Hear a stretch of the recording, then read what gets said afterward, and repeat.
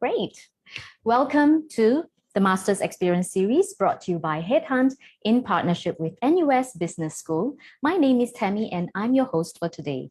Broadcasting live, we have with us Professor Yu, who will open the session, followed by Mr. Andrew Sim, an NUS alumni. Thereafter, we will have Mr. Christopher Gee, who will share on the topic of Understanding REITs and Looking to the Future. Before I hand over the time to our speaker, please note that there is a Q&A function at the bottom of your screen. Please feel free to type in your questions at any time during the presentation. Please also note that we will be conducting our feedback poll at the end of the session, so please stay with us throughout. Now, without further ado, I'll now pass the time to Prof. Yu. Prof. Yu, over to you, please. Thank you, Tammy. I hope you all can hear. Okay, let me start by sharing my slides. Okay, so very good afternoon to all the webinar participants for this master's experience. I am Yu Shiming. I am the academic director for the MSc Real Estate program. I'm going to do a short introduction of the NUS Master of Real Estate, and we are now part of the business school. Okay, now as you actually, I'm trying to juggle too many things. Okay, I'm actually having a class on right now, but I'm going to do this introduction session. Okay, now so key thing about our MUS MSc in Real Estate now is that we actually target students, especially for the local ones, for them to consider advancing their real estate careers. Okay, and obviously, real estate careers cover a wide range, and it can be in business, in consultancy, in public service, in academia. Okay, and in fact, many of our alumni, they join us because their background, their first degree is not in real estate. Okay, but they are working in the real estate industry, and they actually want to advance their career, and they think that it's important for them to get a grounding, so they come and do the MSc Real Estate. Okay, and of course, our course will try to provide you with the most current and the most emerging trends. For example, I teach appraisal. I will cover green buildings. I'll cover how the impact of climate change will affect property values and valuation and so on. Okay. We also will give you the tools and skill sets that you need to do advanced analytical, methodological skills for management, for decision making, for problem solving. Okay, so quite a number of modules actually concentrate on providing these skill sets. Okay, and there's also we try to stimulate awareness of issues in international real estate with increasing globalization.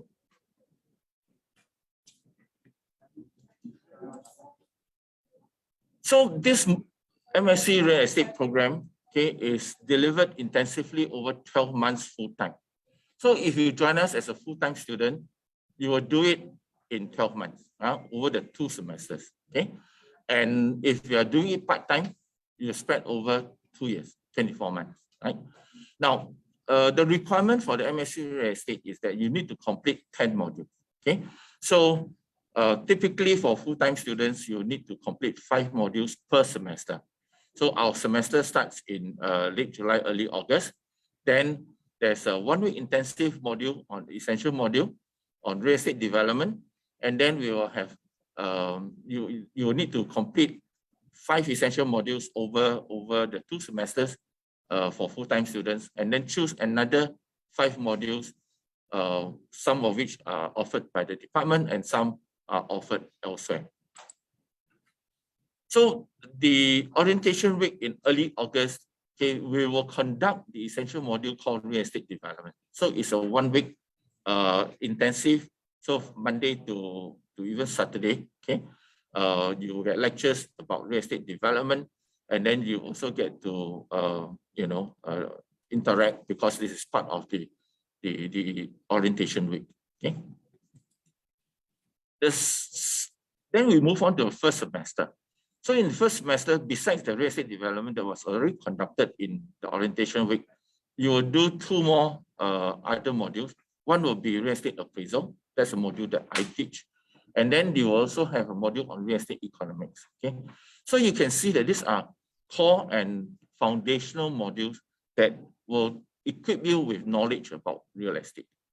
Then we also offer 4 elective modules for semester 1: urban policy and real estate markets, REIT and property funds, GIS, and then also there's a module on dissertation.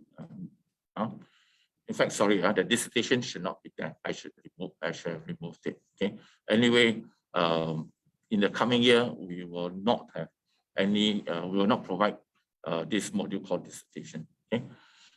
Anyway, in most cases, most students do not want to do the dissertation module. Its research is too much work. Okay. In the second semester, from January to May, we will also offer 2 essential modules. One is real estate finance, the other one is real estate investment. And then we will have another 5 modules. One of them, quite interesting one, is international field study, is 8 MCs. In fact, like this year, we actually originally planned when the government announced about the VTL to Korea. I actually told the class, we will offer this international field study, and we will visit Korea. Unfortunately, Omicron came about, so we have no choice. So fortunately, we have discontinued that particular module. So otherwise, we'll be a bit of a hotspot trying to arrange overseas travel during this period. Okay. Anyway, I think the other modules like portfolio, asset management, real estate securitization, statutory, all these are actually quite interesting and hope to give you more grounding in real estate. Okay. So the electives I already mentioned, international field study. There's also one for real estate case study. Okay, this is not like a dissertation. This is only 4 MCs. Okay, and you're also allowed to take up to 8 MCs on cross-faculty modules. Okay, but of course, depending on what modules you take, you may have to pay. You may need approval, and you may need to pay to top up the fees and so on. Okay, in terms of the faculty members, apart from myself, we have the head of department, Professor Sin Kian Fu. Then we have the deputy head, Professor Lee Kuan Ok. Each of us with different background. Okay, I'm in appraisal. Prof Singh is in investment. Prof Lee is in urban planning, and we have many. Prof Ong at the bottom is in finance.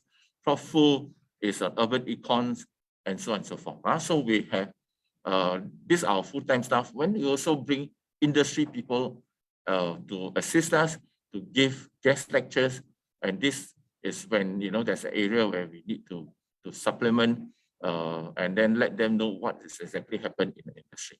Okay. Now, so I will stop my presentation here, and if you do have any questions, I'll come back about 1:30. So in the meantime, I will hand now over to Mr. Andrew Sim. Andrew is with OCBC Bank. Okay, and Andrew did the MSc Real Estate, so he will share his experience doing the master's program and how the master's program has actually helped him in his career. I also know that Andrew has signed up as a member of RICS. RICS is the Royal Institution of Chartered Surveyors. He's now a very active member of RICS and contributing to the body.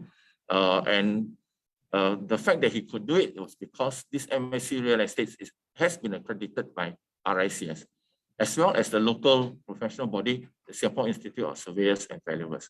So I'll stop my presentation here and I'll pass over to Mr. Andrew Sim. Andrew, thank you. Hi, thanks. Thanks, Prof, for the introduction. Hi, everyone. Afternoon. I'd like to thank Prof Yu and NUS for this opportunity to share my experiences in this Masters of Real Estate program with all of you. Most of you may be at different stages of your career, and some may already be veterans in the industry. You may be thinking of how you can upgrade yourself or pivot your career path, and this master's program could be one of your considerations. I was also at this crossroad several years ago. I was already involved in corporate real estate financing for a little more than 15 years before I embarked on the course. Some of the questions that I pondered before taking the plunge included, what's the value of this course to me? Am I able to balance my time between my full-time work and the requirements of the course? But I've observed that several leaders of the industry were alumni of the course. Although unfortunately, I did not become a leader myself, the program has certainly enabled me to expand my real estate knowledge beyond what I thought I already know.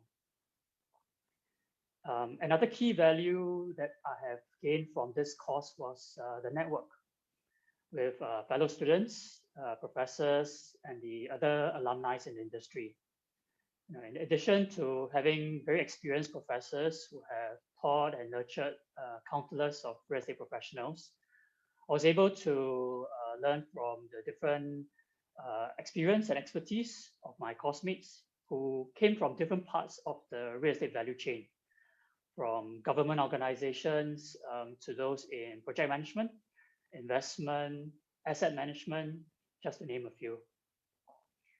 Some of us could be well-versed in our specific area of expertise, but we may not always have the opportunity to understand or experience the entire real estate value chain. So this course provided me the avenue. One thing I liked about the course is the periodic invitation of guest lecturers and alumni, like what Prof. Fee mentioned earlier, to share their insights and experiences on particular topics. Not only was I enabled to gain useful industry knowledge, I was also able to have a better perspective of how such concepts are used in real life transactions from these current leaders and practitioners. So shortly after graduation, opportunities did open up for me. I moved to the US to help the bank set up the US real estate desk and missing my graduation ceremony. When I came back to Singapore, I was tasked to build up the bank's real estate business in Southeast Asia, and now I'm in a credit risk function. If you're still unsure about this next move, like I was back then, I would like to share with you a line in one of Richard Branson's autobiographies, which resonated with me. When was the last time you did something for the first time? I can't promise that your career will definitely go to greater heights just by taking this course, but I can share with you 3 principles which have guided me in my career, if that helps you in your decision making. Firstly, the only certainty in life is change. So keep learning and keep an open mind to new experiences in order to stay ahead and stay relevant. Secondly, adaptability and flexibility could become the 2 most important skill sets as the world becomes more complex and unpredictable. COVID and technological adoption have and will continue to change the way we work, live, consume, and even socialize. And this could change demand-supply dynamics of various real estate asset classes. Who knows, perhaps in the future, we may need less offices and more data centers to house all these virtual offices and meeting rooms, and even this forum that we are doing now. Finally, COVID has made us realize how interdependent and connected we are, from the call for vaccination equality around the world to supply chain disruptions. As such, establishing and maintaining networks could become as valuable as the knowledge we accumulate. And perhaps this master's program could be an opportunity for you to do so. So with that, I end my sharing. I wish all of you the very best in your careers and that you'll find joy in whatever you do. Thank you. I'll now pass on to Chris, who will take you through the next session. Chris. Hi, everyone.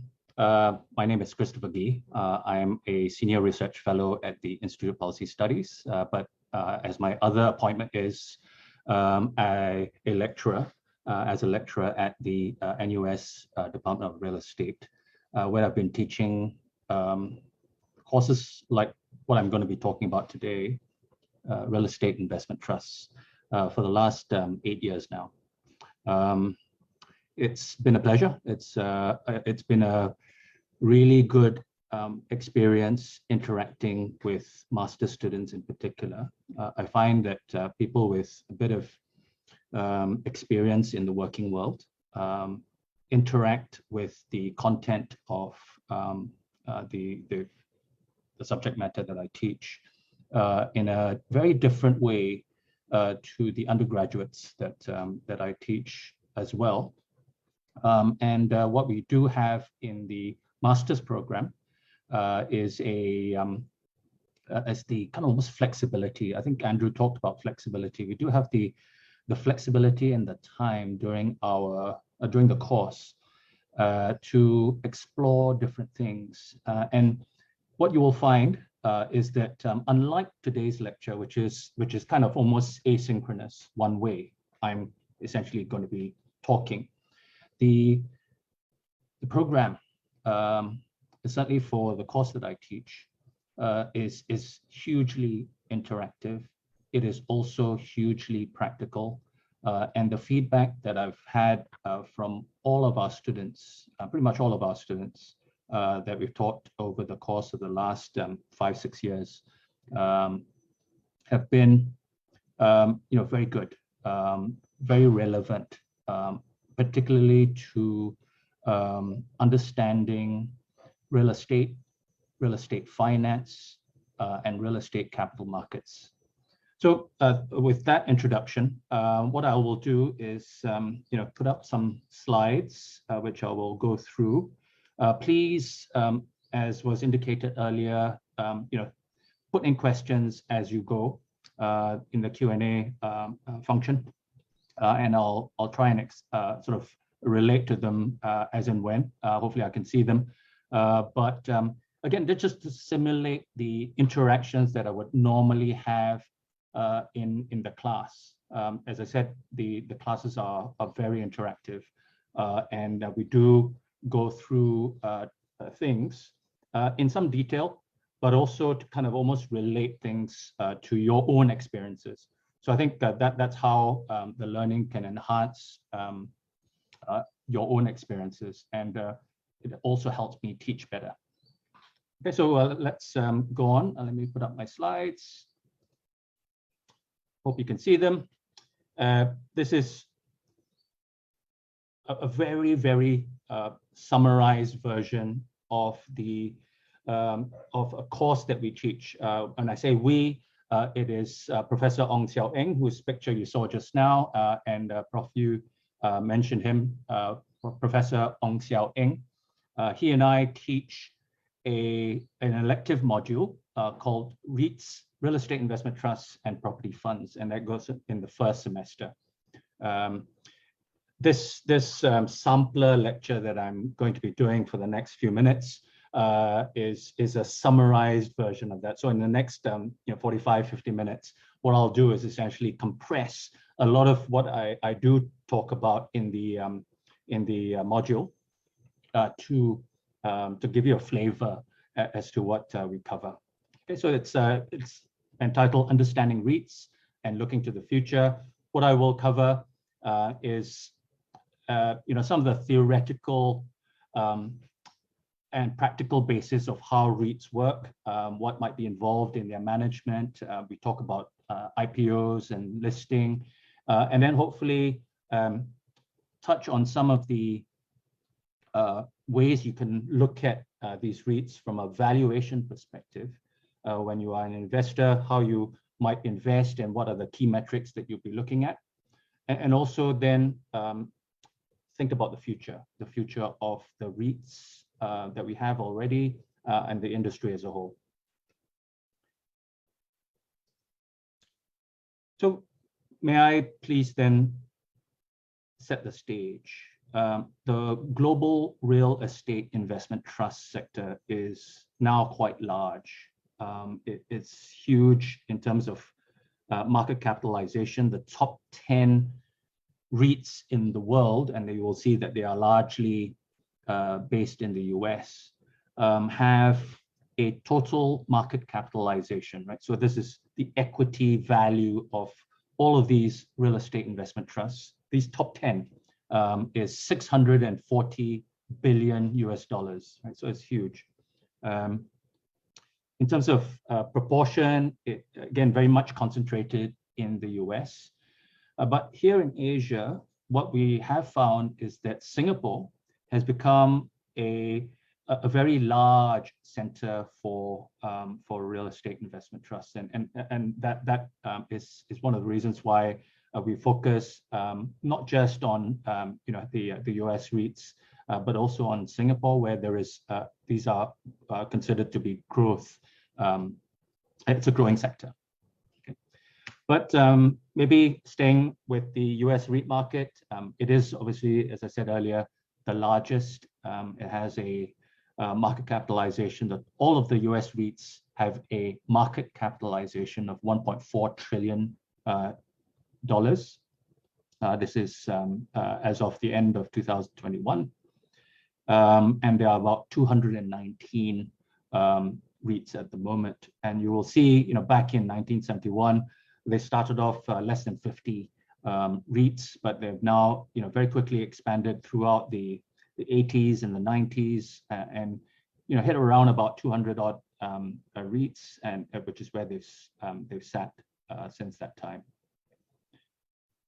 There are also other REIT markets around the world, and this diagram here splits out the various REIT markets, the REIT jurisdictions, by their maturity level.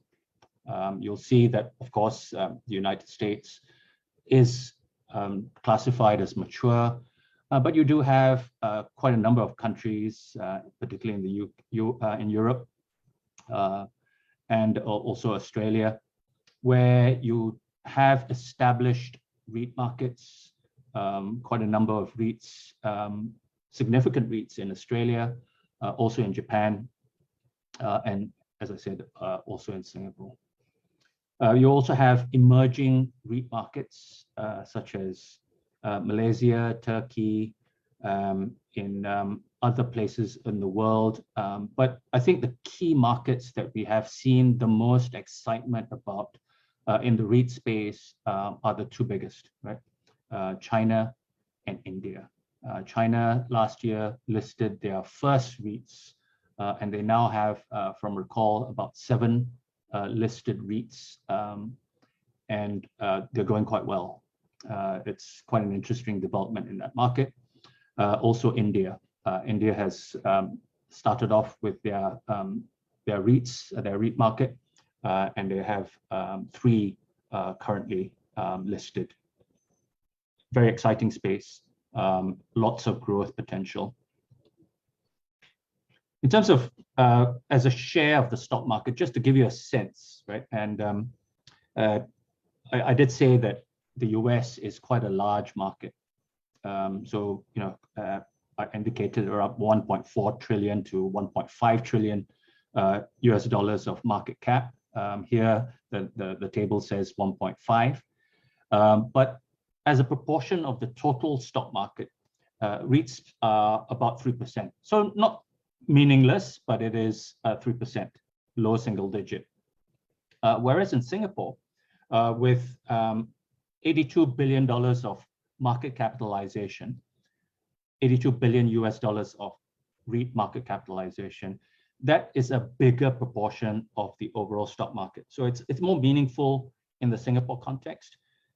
Singapore REITs have become a mainstay of the local stock market. They are relevant, they are significant, they own quite a lot of properties, real estate in the island, but also not just in Singapore, but also around the world, as we will see later on.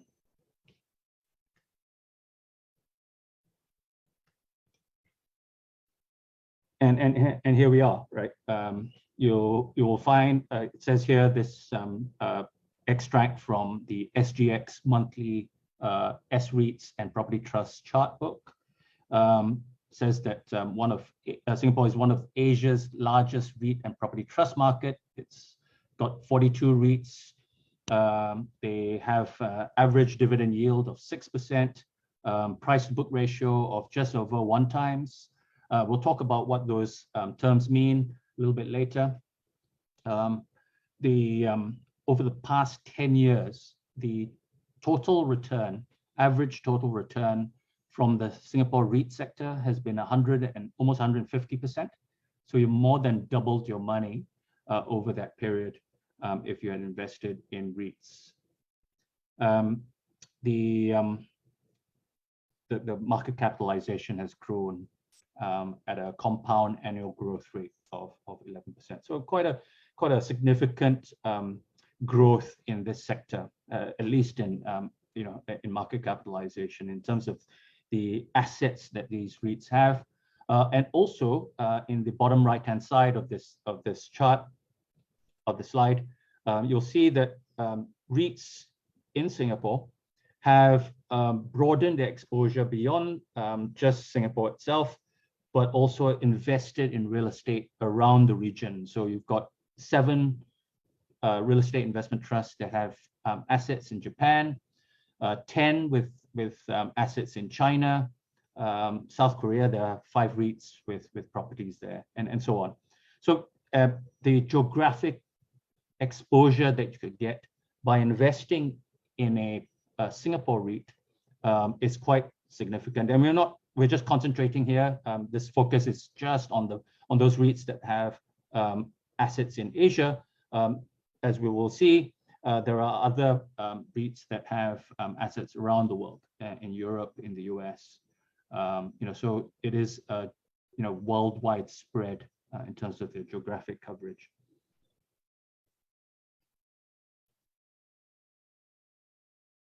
This is further elaboration on that. Most of the REITs now in Singapore invest overseas rather than just having Singapore assets. Only 4 REITs in Singapore now have a purely domestic portfolio, and you'll tend to find that those are the smaller ones, and probably not as growing. They don't have so much of a powerful story behind them. These are the returns that the Singapore REIT sector has generated in comparison to other REIT markets. So the columns on the right-hand side, on the left-hand side, are the Singapore REIT index, and you will see that over the last 5 years there has been quite a large high return, 74% over that 5-year period. In 2020, of course, it's understandable, COVID year, this had a negative effect on the returns for the sector. But if you think about it from a longer term perspective, the returns have been pretty reasonable. In terms of the dividend yields by sector, you will see quite a bit of a difference. We'll talk a little bit more about what a dividend yield is and why it's important. But you can see here, so healthcare has the highest dividend yield in appearance. It's because you have 2 REITs that are very different in terms of their geographic exposure. You have one which has exposure in Indonesia, First REIT, whereas you have another one, Parkway Life, with its main assets in Singapore, and they have these 2 REITs trade at very different, offer very different dividend yields. 2.9% in the case of Parkway Life REIT, and for First REIT you have a dividend yield of 11%. So on average it's 6.9, but that's a bit misleading. The other sectors, retail 6.6. All the way down to data centers at just 3.9%.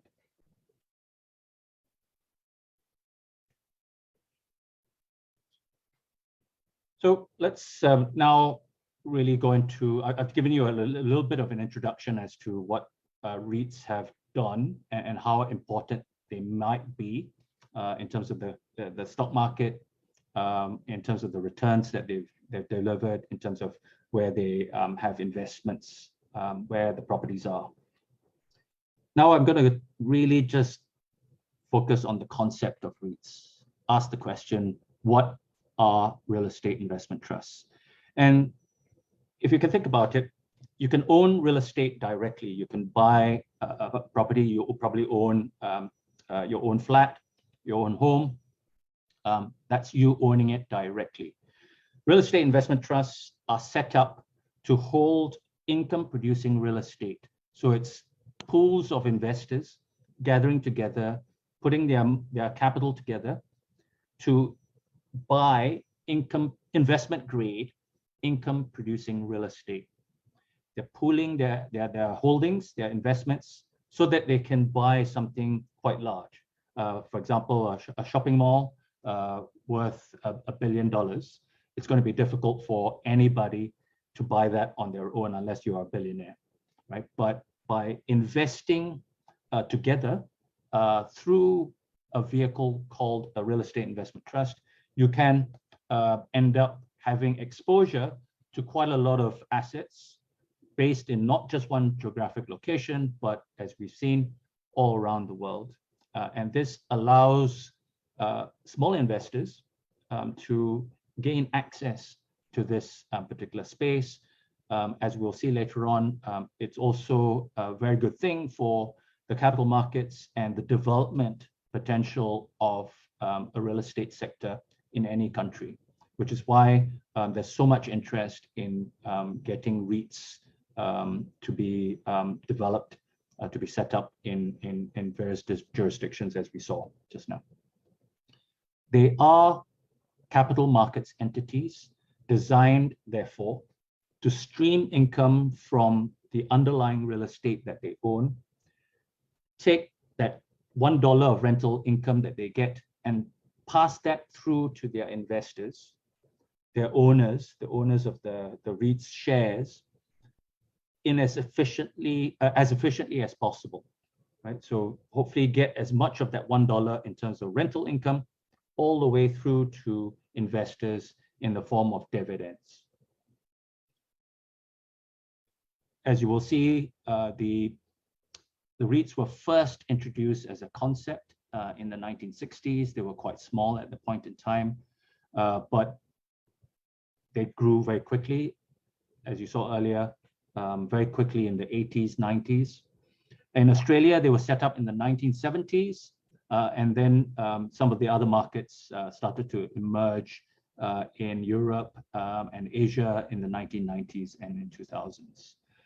Singapore had its first REIT listed in 2002. The Capital Mall Trust was the first REIT listed in Singapore. This is a typical REIT structure. What you have here in the middle is the REIT. A REIT in Singapore, at least, is not a company. It is what is called a trust. A trust is a legal, it's not really a legal entity in its own right, but it's a concept. It's a structure that allows owners to get together and agree under the trust deed to invest in income-producing real estate. And that's what we have here. The REIT, therefore, owns the underlying assets.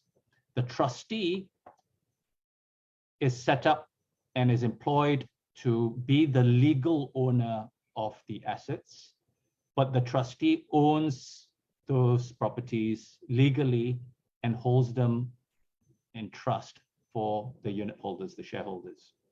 And the idea that is that the trustee passes through, makes sure that the ownership interest ultimately lies with the beneficial holders, the shareholders or the unit holders in this diagram. In Singapore, most of the REITs are externally managed. What's called externally managed? They employ a separate company, typically a company, to be the manager of the REIT, and the REIT manager provides management services in exchange for management fees. And some of our alumni have been working at REIT management companies, or have subsequently, after doing the program, moved on to be employed at REIT managers or their sponsors. We'll talk about the sponsors shortly. In other parts of the world, the REITs are set up as companies. Pretty much all of the REITs in the US, for example, are set up as normal companies, but they adopt this REIT concept.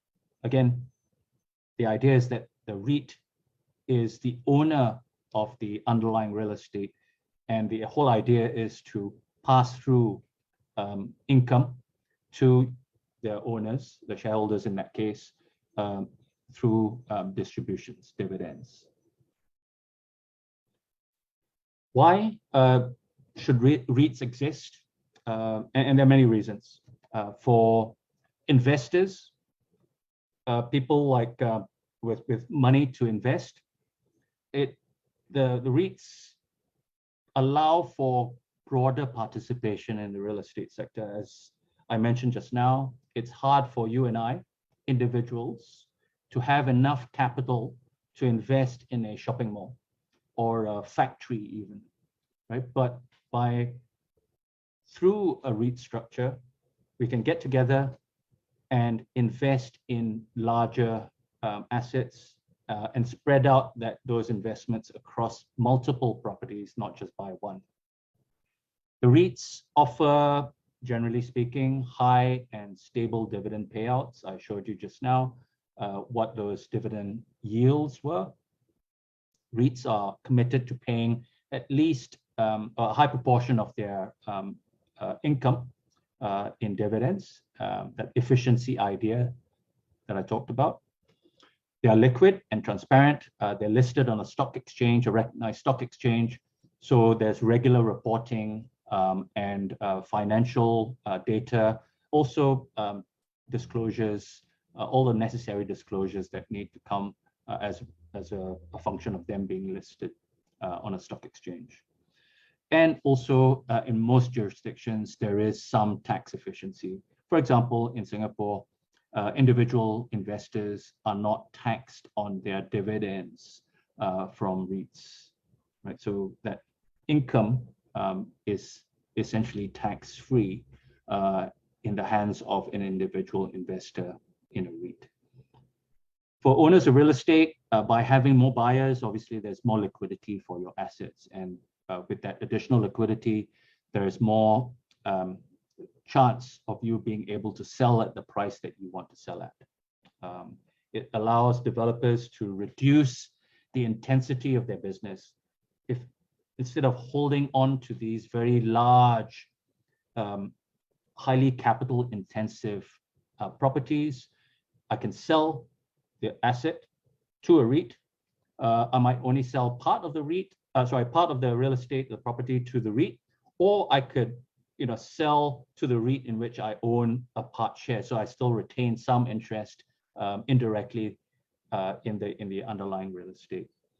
So, but it does allow developers to shift their capital from a high property value asset to something else, and look for higher returns from that capital that's been unlocked. REITs can also boost the cash returns because they're not bound by certainly REITs in Asia, in Singapore particularly, because they are trusts. They do cash accounting, and because they do cash accounting, they can then pay out in excess of their reported accounting profit. They can pay out their cash profits. So there's boosting that amount that you can get. And then finally, for policymakers, for the capital markets, the REITs allow for that deepening of the capital markets. There's more players there that can buy and also sell, transact in the market. So there's a lot more liquidity. There's a lot more information about what the underlying property values are worth and where things are going. And that enhances the efficiency and stability of the underlying real estate market. REITs sit at this intersection of the real estate and capital markets. If you're interested in the stock market, REITs live in both the underlying real estate market as well as the capital markets. REITs buy assets in the real estate market, but they raise their financing to pay for those assets in the capital markets, both debt and equity. And because they live in the capital markets, they're born right in the capital markets. An IPO, an initial public offering of a REIT, is essentially the birth of a REIT. And they live and die in the stock market. So you need to understand what goes on in the stock market as well as what's going on in the real estate market. Because you're present in the capital market, and REITs are very active capital markets entities. They're subject to regulations, they're subject to a lot of investor scrutiny, and clearly they need quite a bit of management, governance. They need to be supervised properly. They sit at the lowest end of the return risk continuum. This is a very complicated diagram, which I use to kind of show the various parts of the return risk spectrum. On the y-axis, you have the components of real estate return. On the horizontal axis, you have diminishing or sort of risk diminishing as you go towards the right-hand side. Real estate investment trusts sit here, right? They sit at the point where the property has been already built. So you've taken a lot of the risk out of the equation, out of the asset itself. And all you're now doing is you're sitting there with a fully completed property, already income producing most likely, and you're collecting rent, managing the property well, hopefully to maximize the rental income, but it is a much lower risk, more stable investment that you are making. And so they sit at that end of the chain, which is very suitable for those people that are looking for that income, right? So retirees would be, would find REITs quite appealing for their retirement portfolios.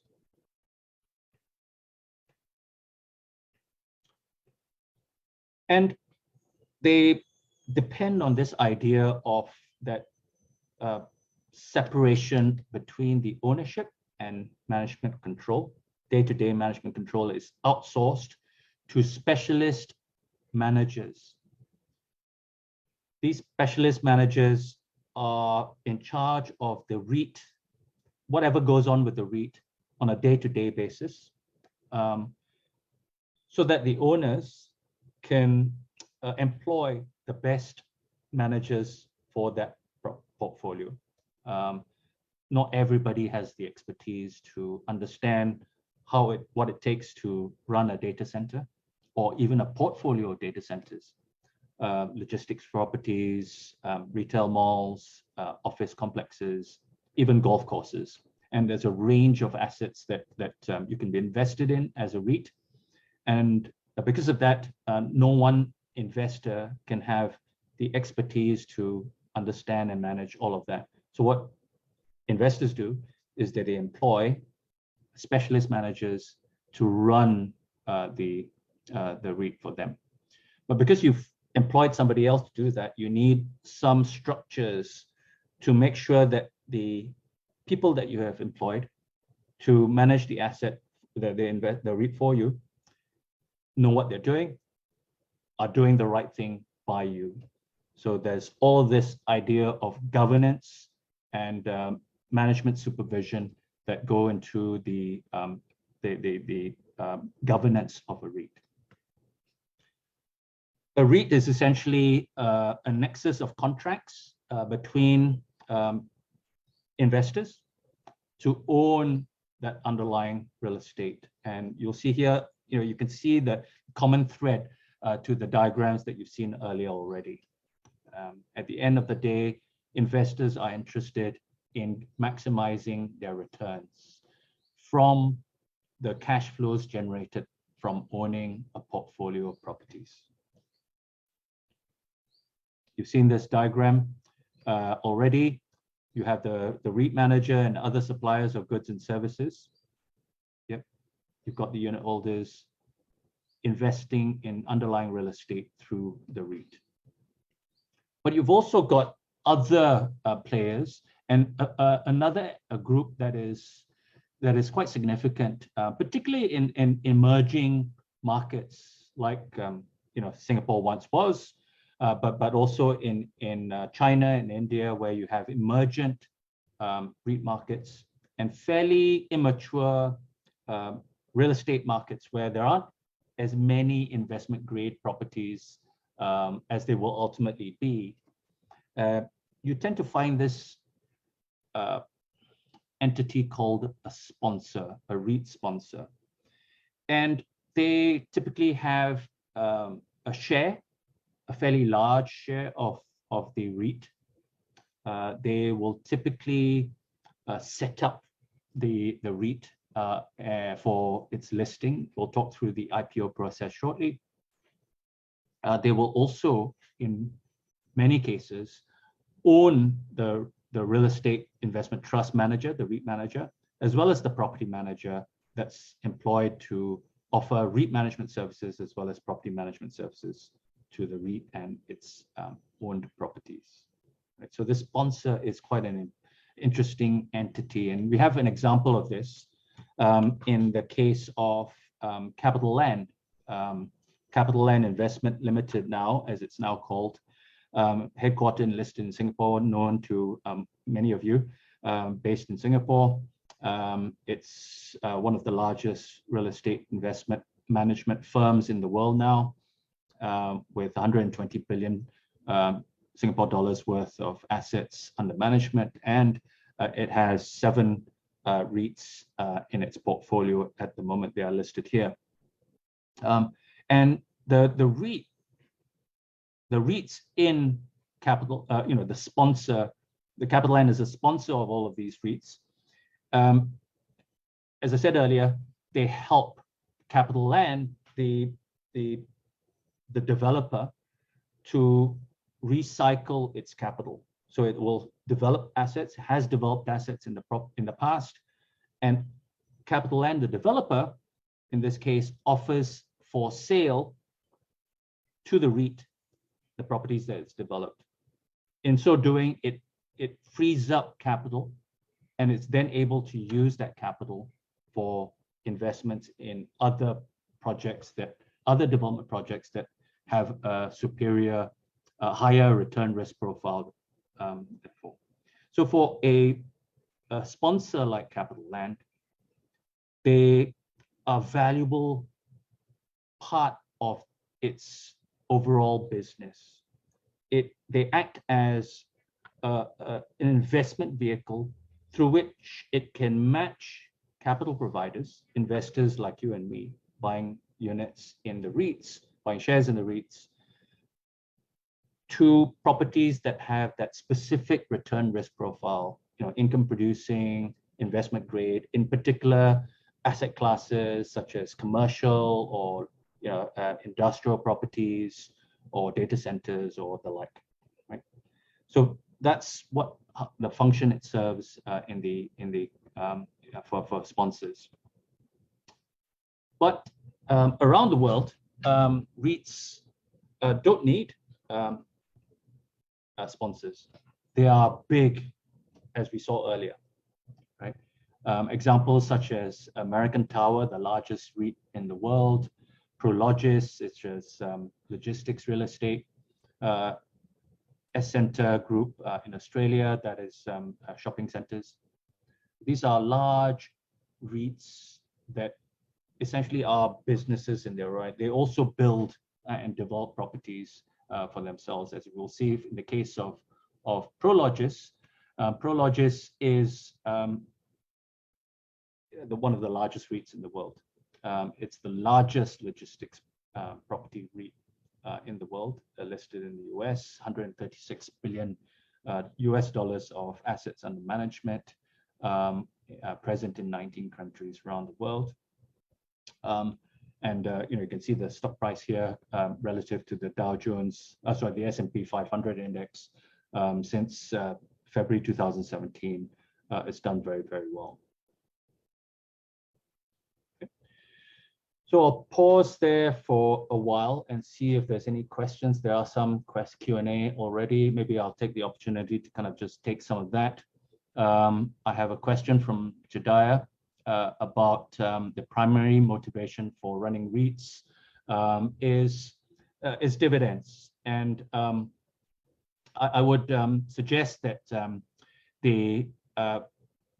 as I said earlier, they are formed for the purpose of investing in income-producing real estate so that you get the maximum dividends from them, right? The ideal situation, of course, you can't achieve this, is to have for every dollar of rental income from the underlying portfolio properties, you should end up with as much of that dollar as possible as a dividend. And the fact that REITs have a tax exemptions, for example, that individual investor tax exemption that I talked about for Singapore REITs dividends, that's a bonus. That is a good thing because you end up with more of that income in your own pocket as dividends. So that's the idea of REITs. It is for the income. And of course, if you get some price growth as well, because dividends are growing, that's another good thing that you can see, right? Jack asks, can you have a trustee manager managing the REIT? In the case of Singapore, it is not normal to have that situation, but you do have some related entities to REITs. They're called business trusts, and they are set up as under the Business Trust Act.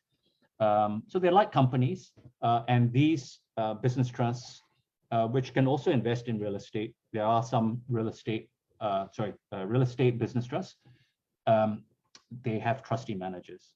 So the functions of trustee and manager are combined in the case of business trusts. In the case of REITs in the US, where there are companies, the idea of a trustee manager obviously doesn't exist. They are just managers, and you have a board of directors for the company, the company itself. So Prologis, for example, doesn't have a trustee, doesn't have a trustee manager structure. The REIT manager is an employee of the company, of the REIT. Okay. What is the usual trustee fee? It's quite small. The trustee is just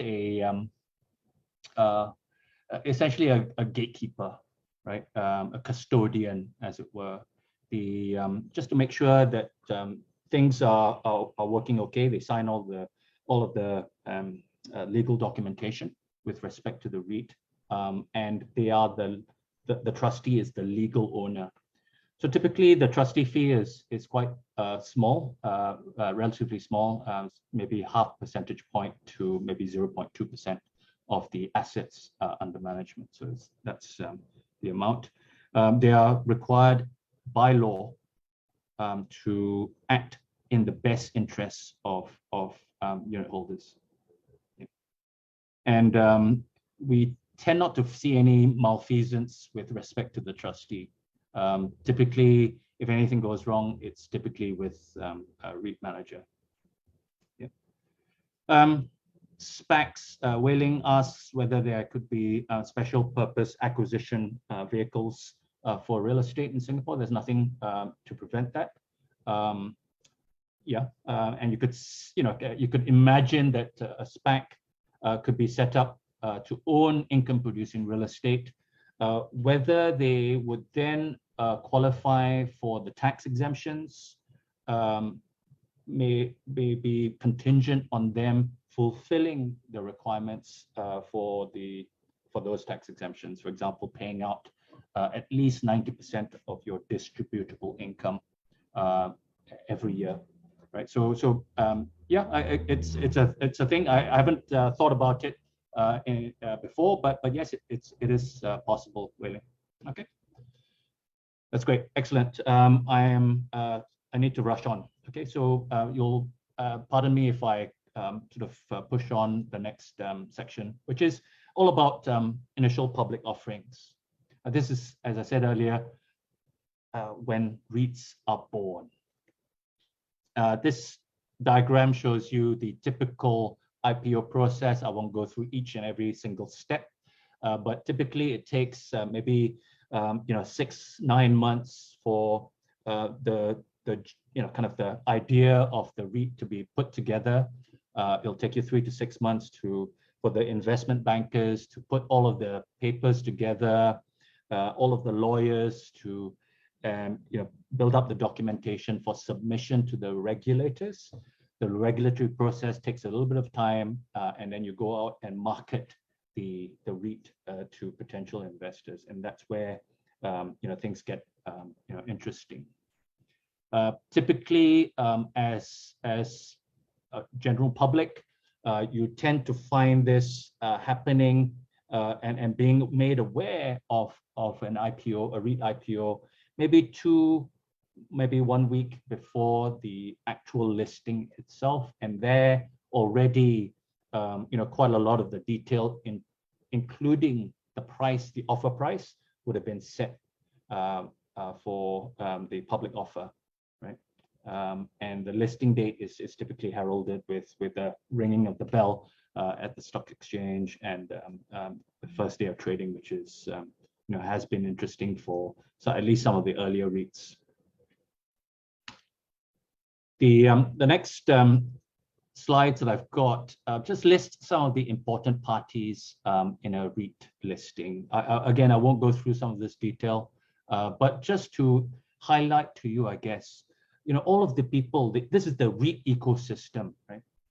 So, you may not actually be, employed by a REIT manager, but maybe, you're sort of employed in a legal firm, right? That legal firm might be one of the advisors, one of the suppliers of legal services to the REIT when it goes for a listing or on an ongoing basis. So, understanding REITs is quite important. They are very relevant. They're very, much a part of the capital and stock markets now. So, understanding what REITs are, it's obviously quite important. Yeah, a long list. I won't go through them all, as I said, in the interest of time.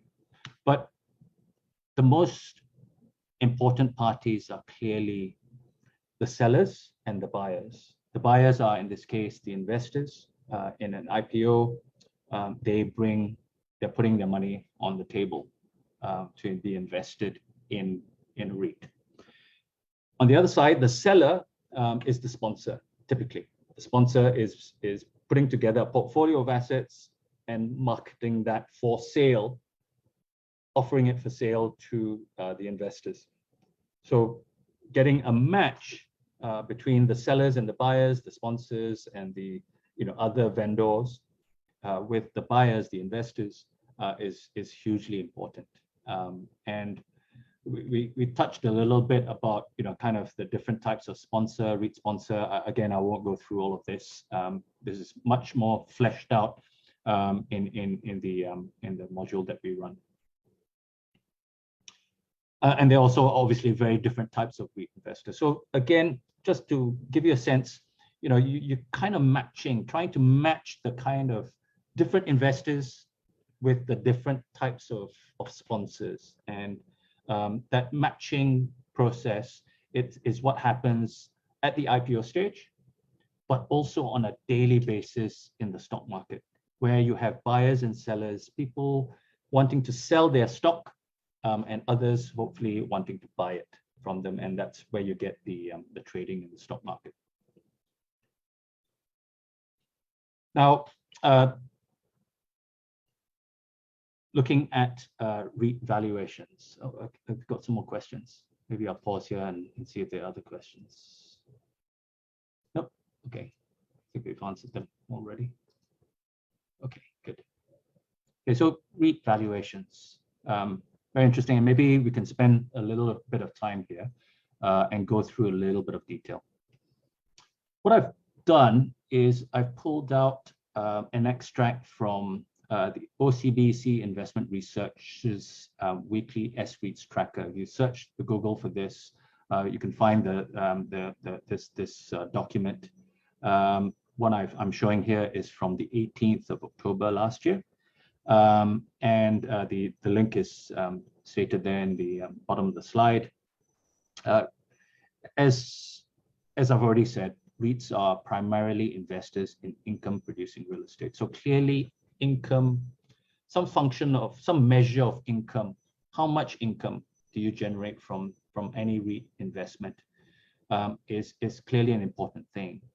And therefore, the yield being the income that you are generating from the invested properties, how much you're getting in the form of dividends, as a percentage of the price that you might have to pay for that REIT is hugely important.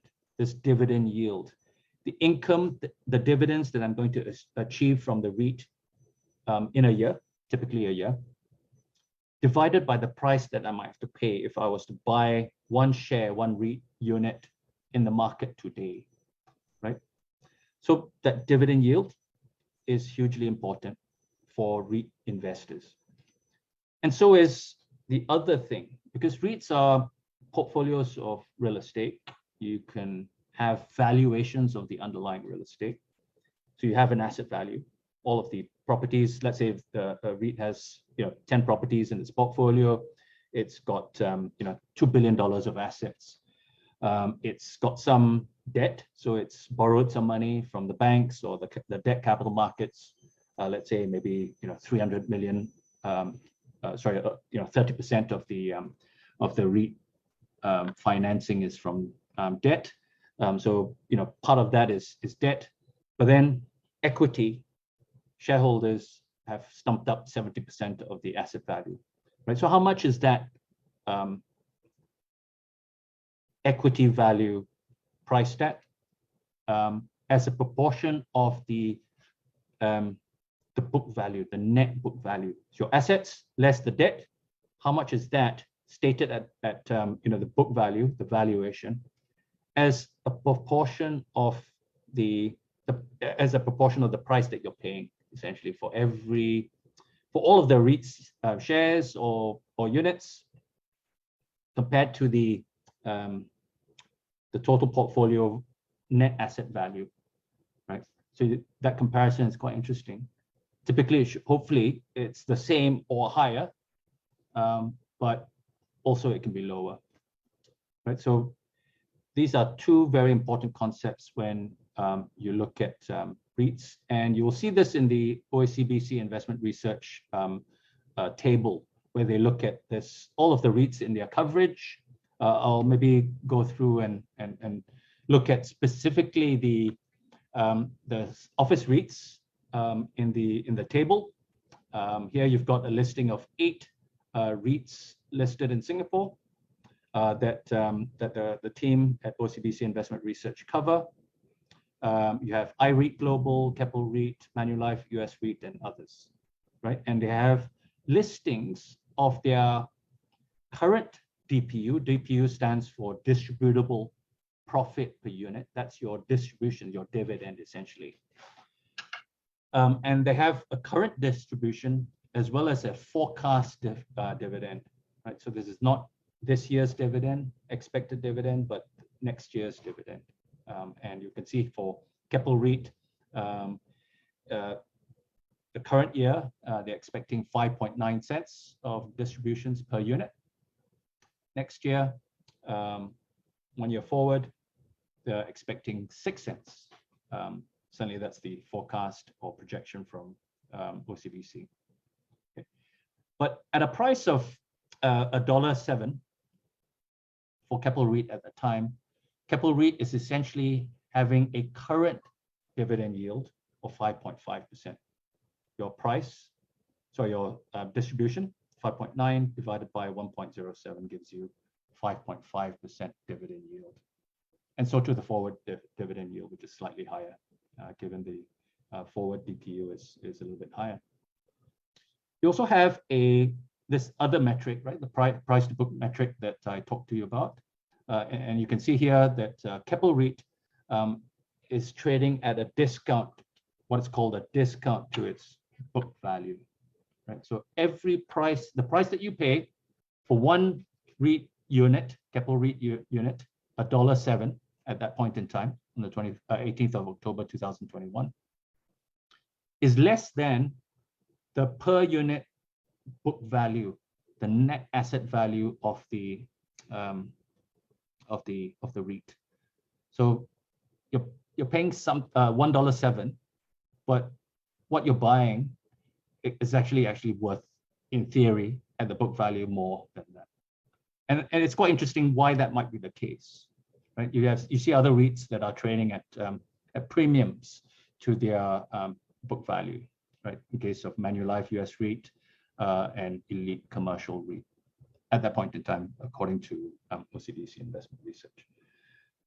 Other things that you should be bearing in mind for REITs is the aggregate leverage, otherwise known as gearing. This is the debt to assets, D divided by A, in this column here. In this column here to the second column to the right. And this is quite interesting. On average, the 8 office REITs in OCBC's coverage have a average gearing ratio or debt to assets ratio of 38.6%. So remember what I was talking about earlier when I said that REITs borrow money to also invest and buy those properties in their portfolio. In the case of these 8 Singapore REITs, on average, they have borrowed 38.6% of the asset value to finance the REITs, the REITs assets, right? So for every dollar, 38.6 cents has been borrowed. The balance has been raised from or belongs to equity holders, shareholders. Yeah. So that's quite important. The more you borrow, the higher the effective loan to value is, the riskier it might be, because obviously, as you all know, debt is paid out before equity shareholders. So you've got to keep track of this if you're an equity investor. It shouldn't be too high. In Singapore, the gearing limit is currently 50%. So none of these Singapore REITs can exceed that 50%, but clearly higher is riskier than lower.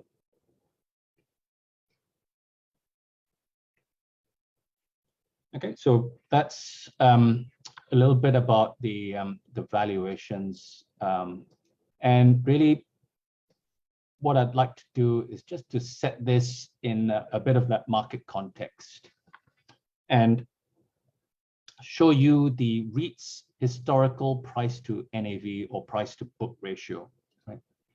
And you will see here that the Singapore REITs have traded at a premium to the NAV, the book value, very much in the period between 2005, 2007. And some of you will recall that we had in 2008, 2009, the global financial crisis.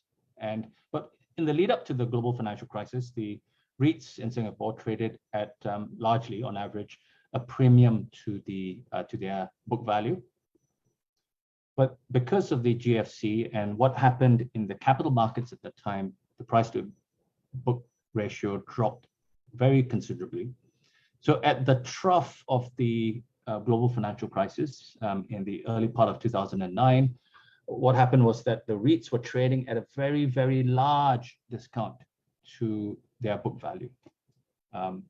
So very large volatility because the capital markets were all in flux, right? Significant drops in pricing during that time, given the uncertainties, given the risk that many entities were, financial entities were at risk of going bankrupt, right? Subsequently, we see this, normalizing, but over that last maybe 20-year period, 10-year period, the REITs in Singapore have traded in this band around about, just around about 1x on average, maybe slightly below.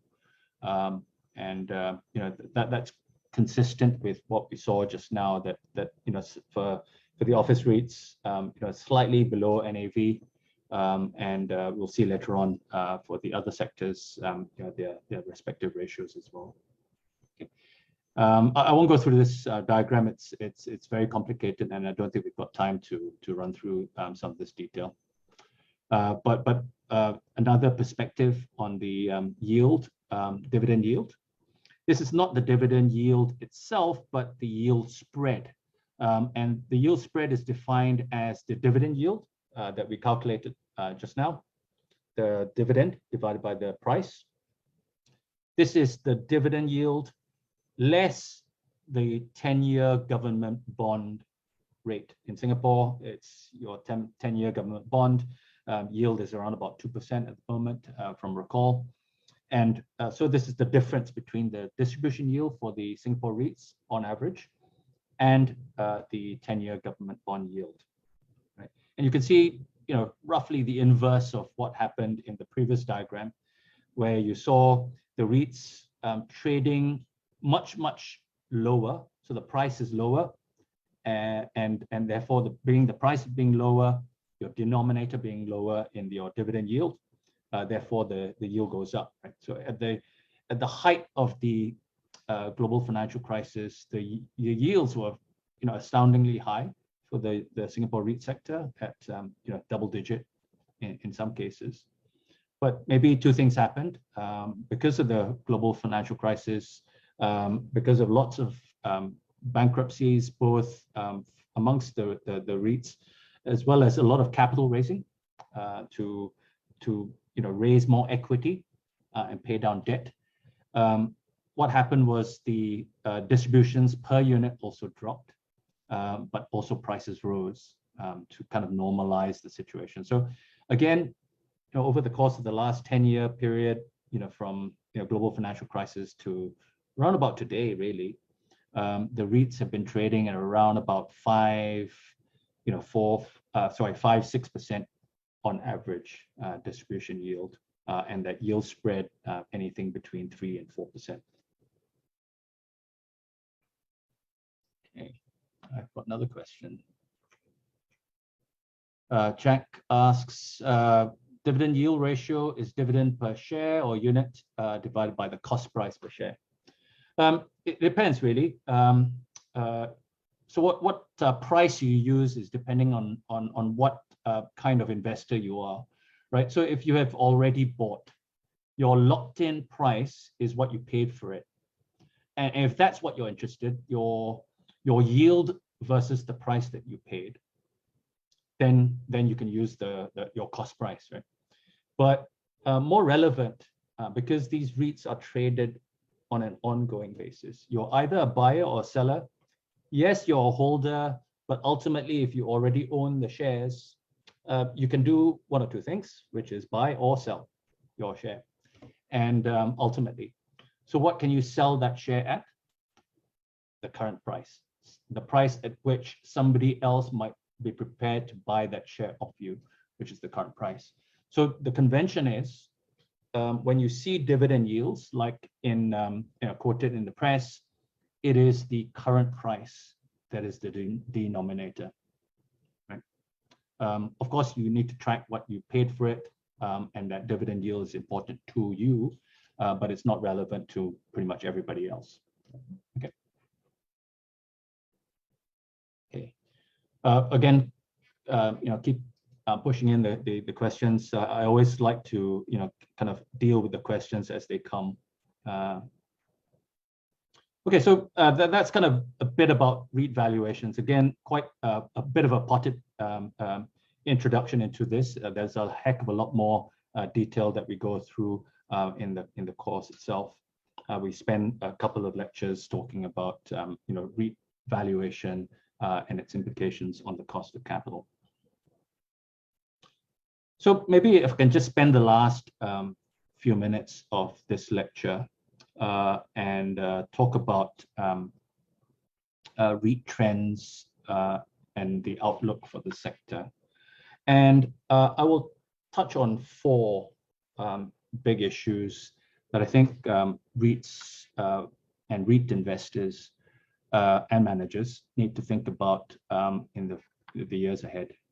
The first is inflation and the impact on REITs, and the REITs' cost of capital. Right?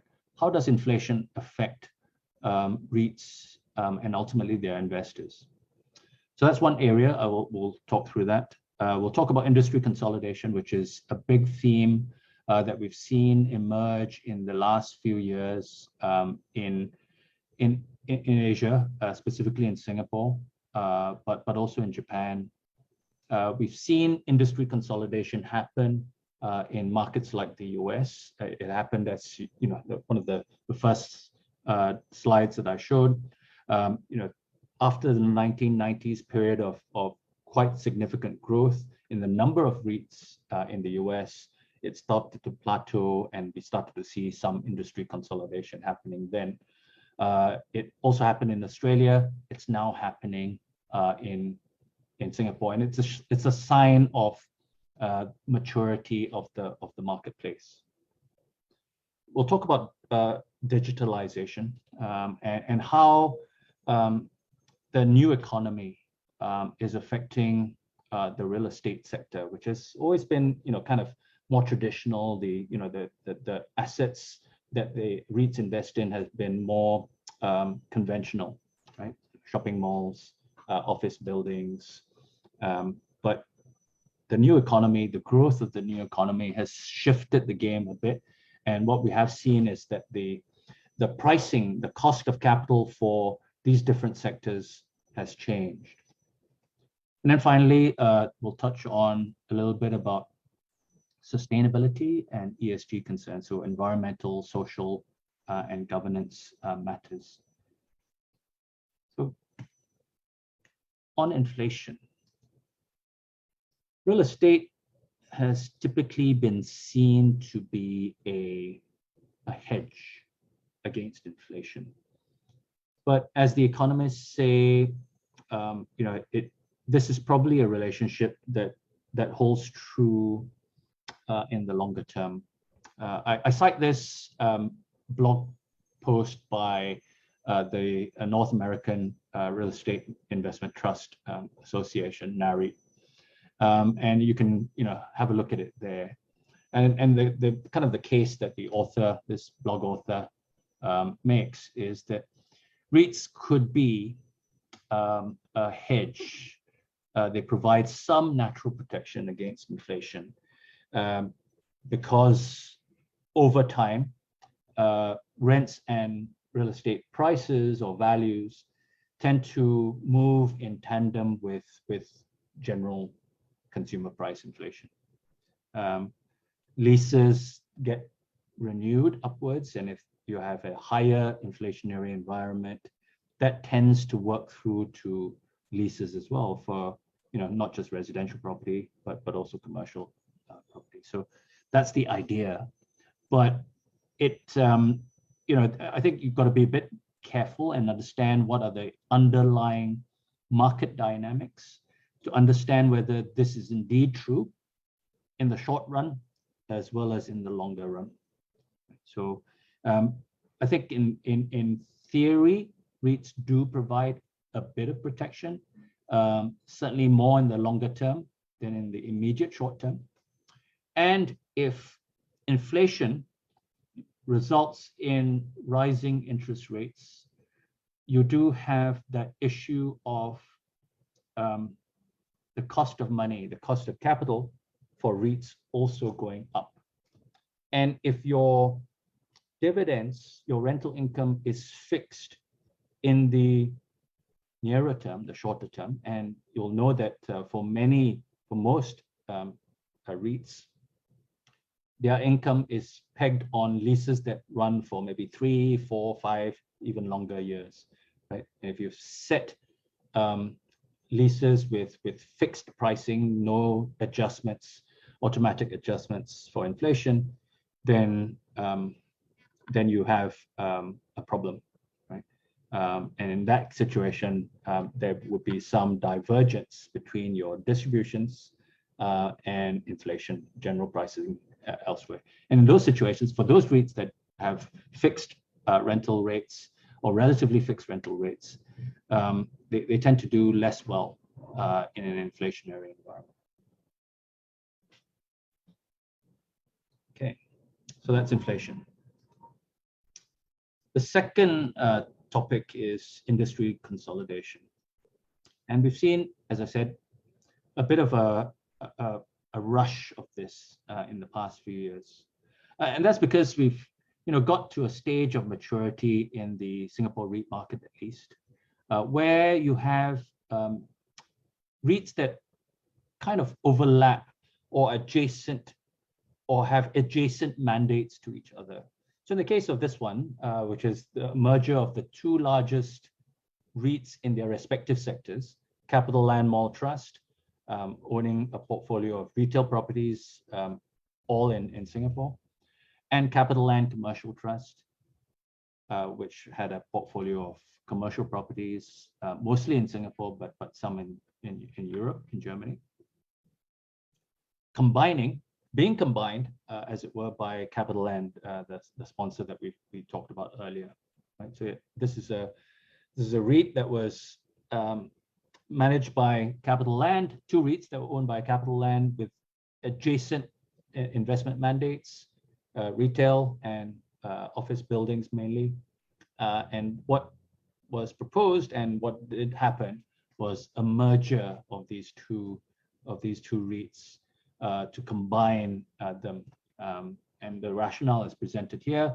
The retail and office sectors have some synergies, some complementarity, and putting them together makes them bigger, and you're more able to kind of flexibly manage the portfolio rather than keeping these two REITs separate.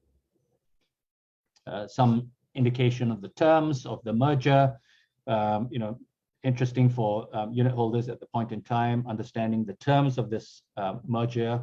I've used the kind of human life cycle analogy about REITs being born. In this case, these two REITs are getting married and merged, right? And to form this larger entity with 24 properties in total, one of the largest REITs in Asia Pacific, and talking about leveraging synergies, capitalizing on growth potential post-COVID. This is a merger that was completed in 2020, or early 2021, as I recall. Proposed in 2020. And then, of course, we also had another proposal. This is a proposed merger also in 2020 between ESR REIT and Sabana Sharia Compliant REIT.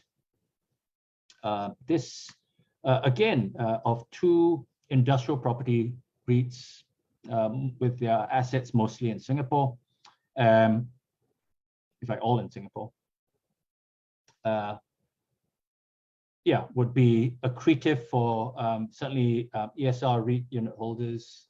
And again, talking about size does matter. The merged entity would have a larger market capitalization, hopefully more free float, and they would leverage the two operating platforms and the assets for sustainable growth.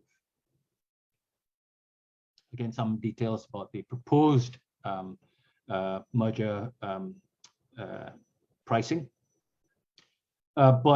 And basically what will happen is that the structure, instead of almost a merger of equals, because clearly ESR REIT was larger than Sabana REIT.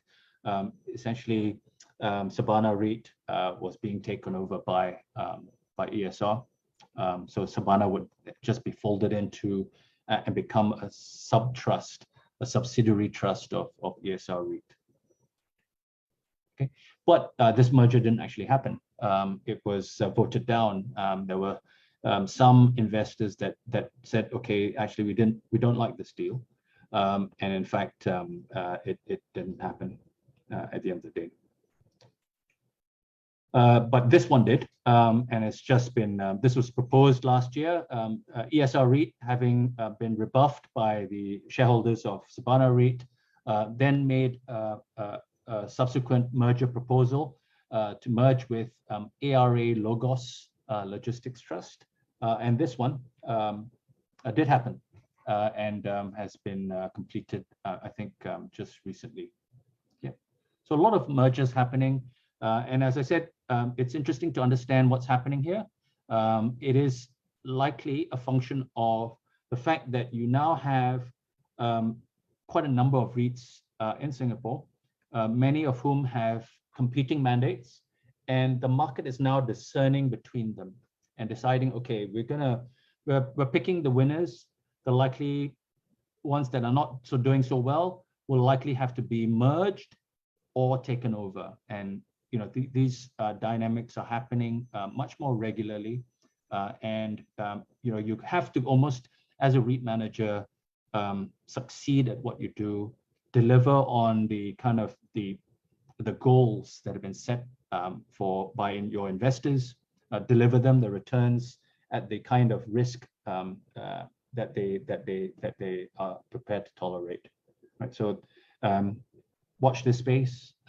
A lot more to come, I feel, and there's a lot of interesting things happening in this space.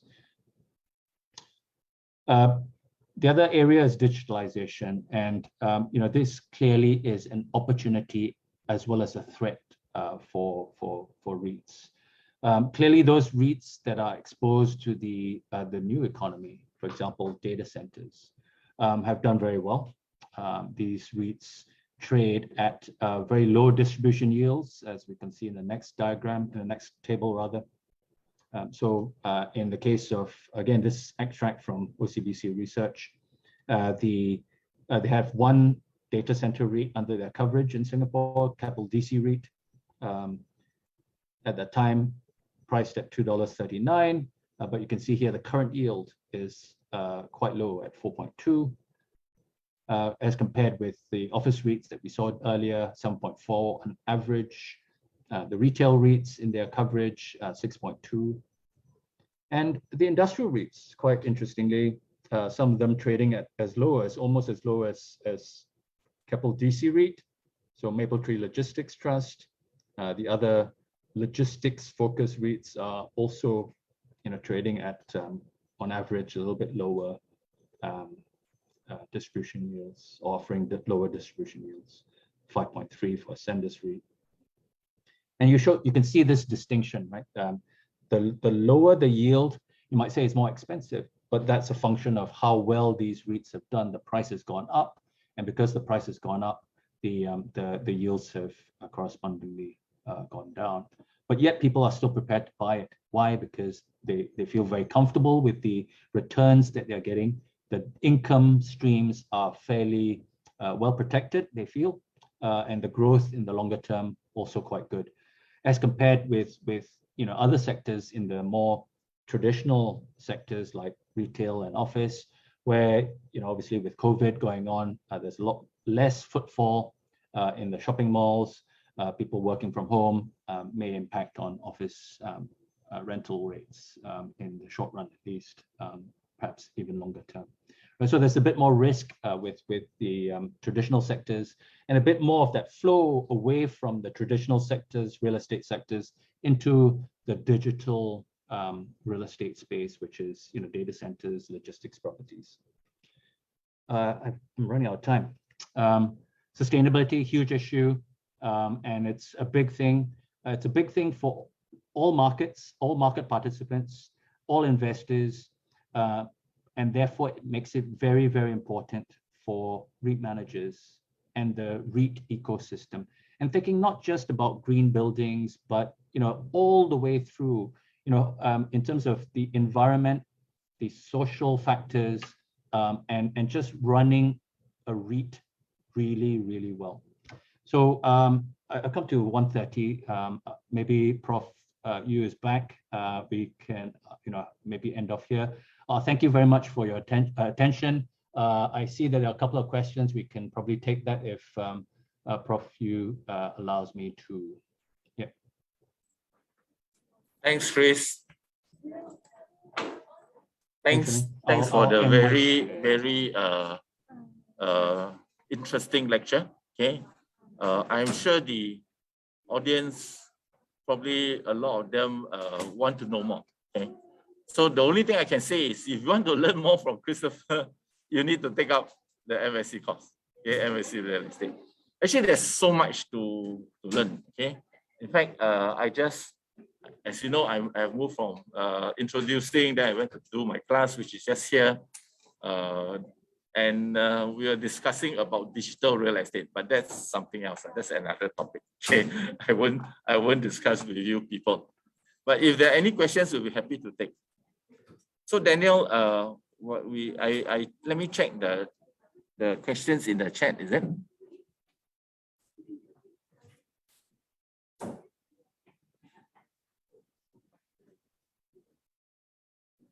I think all the questions have been posted, have been answered, so I think they should be fine.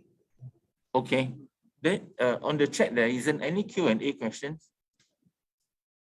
No, I cannot see any on my side. Yeah, there's nothing there. Okay. So maybe we should open to the audience to see if they have any questions that I can help.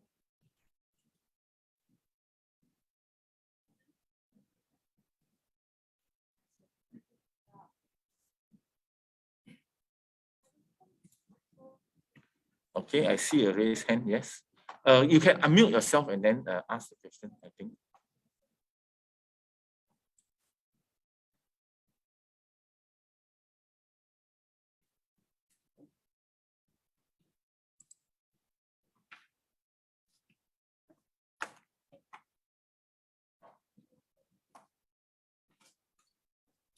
There are 2 questions in the Q&A. Oh, is that right? Okay. Yes. Okay. Oh yeah, okay. I just see. Okay. So cannot take modules on a module basis. Is there a grad cert equivalent? Jack, is it? Okay. We do have 2 certificates. Okay, one is certificates in real estate finance.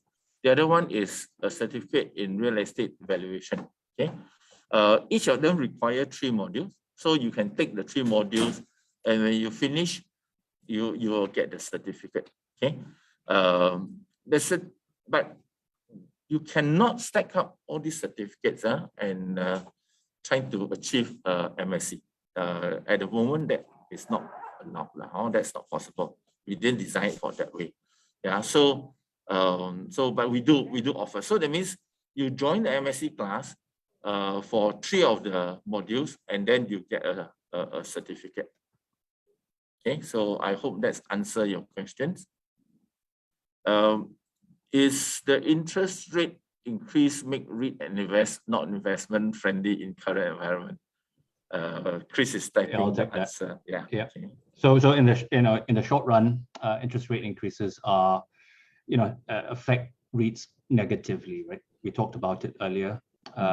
Interest rates going up will make the cost of capital more expensive. Price of money goes up. The opportunity cost of capital goes up for REITs.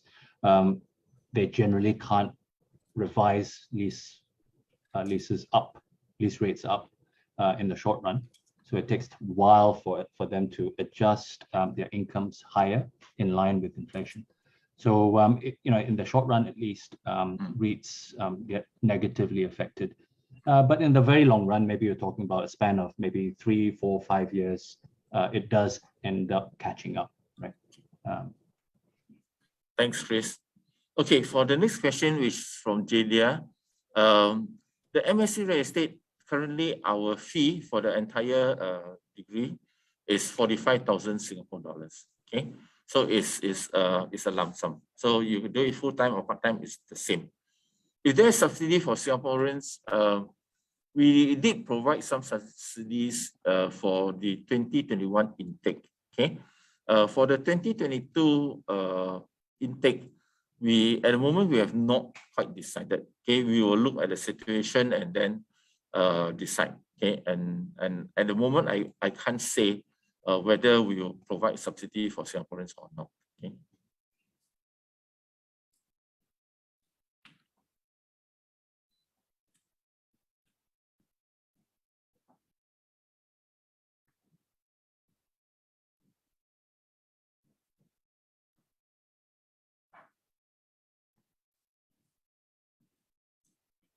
So Tammy, maybe we should hand it back to you. Is that right? Is that how it is?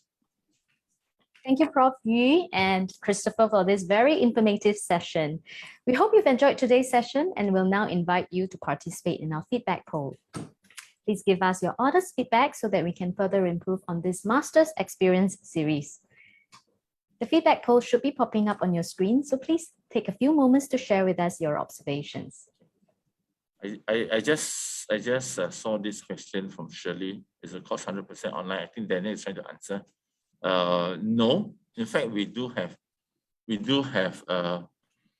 face-to-face lectures. Okay, we provide teaching in hybrid form because in the event, so right now the pandemic is not over. Okay, and because we want to ensure that everybody is safe, so we do provide online as an alternative. Okay, for people who cannot attend face-to-face physically, but we try our best to have it physical because we think that the face-to-face interaction is always far superior than going through this virtual online system. Yeah.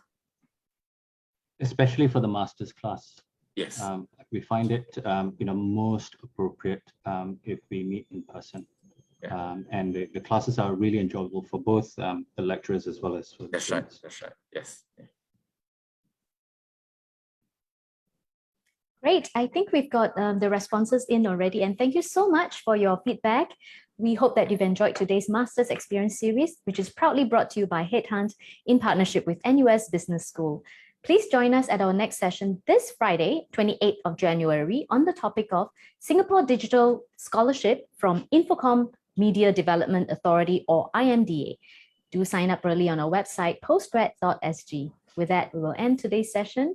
We hope to see you on Friday. Goodbye. Have a great day. Thank you. Thank you, everyone. Thank you.